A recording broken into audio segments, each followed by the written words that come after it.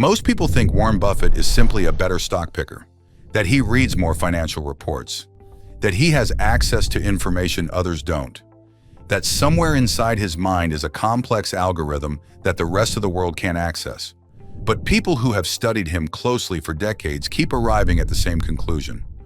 Warren Buffett does not think faster than everyone else. He thinks differently. And the difference comes down to a handful of mental models, invisible frameworks that quietly shape every decision he makes. Not just in investing, in business, in life, in how he spends his time, who he trusts, and what he refuses to do. These are not secrets.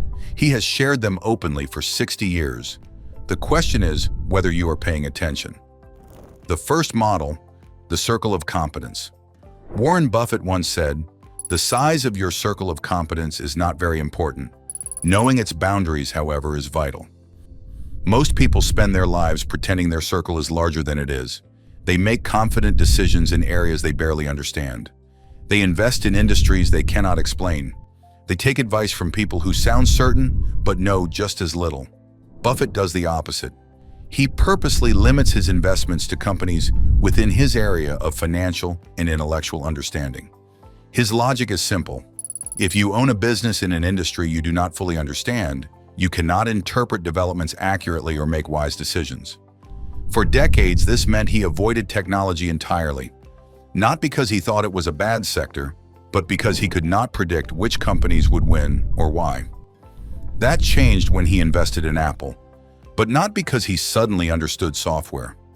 He reframed Apple not as a tech company, but as a consumer brand with deep customer loyalty, strong cash flows, and a durable competitive advantage, all qualities he had always understood perfectly. That distinction, knowing what you know and being ruthlessly honest about what you don't, is rarer than any talent. The second model, the economic moat. Buffett has said, "A truly great business must have an enduring moat that protects excellent returns on invested capital." What I love, of course, is a big castle and a big moat with piranhas and crocodiles. The moat is not a metaphor, it is a test. Brand power allows companies like Coca-Cola to charge premiums based on consumer trust. Switching costs keep customers locked into platforms. Network effects make services more valuable as adoption grows. Cost advantages from scale let companies undercut competitors while maintaining margins.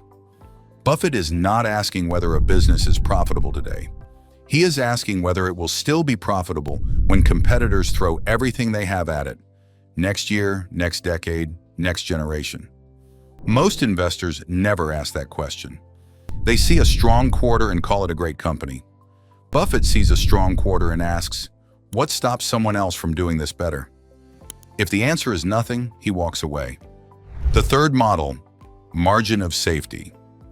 Every decision Warren Buffett makes contains a built-in cushion for being wrong. The margin of safety is the psychological shield that protects him from uncertainty. It is the model that prevents emotional selling. It creates a cushion that allows him to remain calm under volatility. In practical terms, if he believes a business is worth $100, he will not pay $95 for it. He will wait until he can buy it for $60 or $70, so that even if his analysis is slightly off, he still comes out ahead.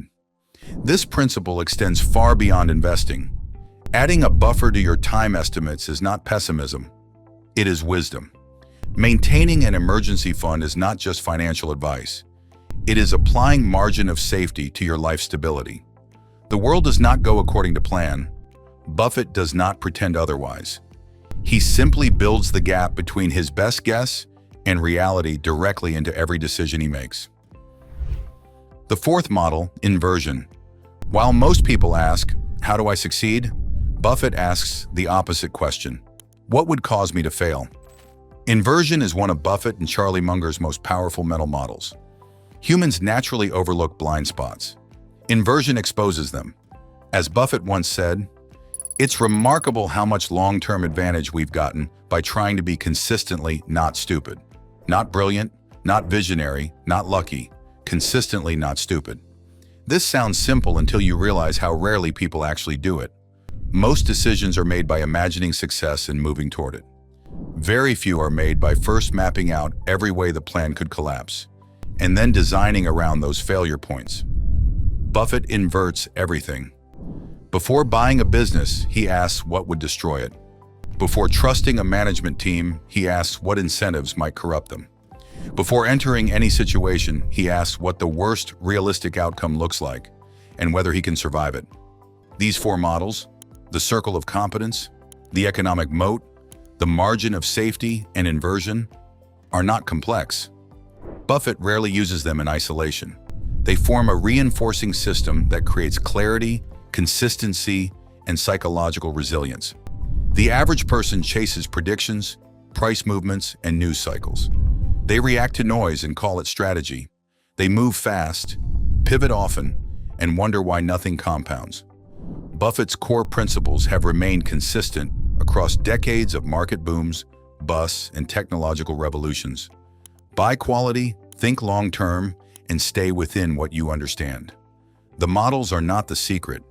The discipline to actually use them, every single time, without exception, even when the crowd is moving in the opposite direction.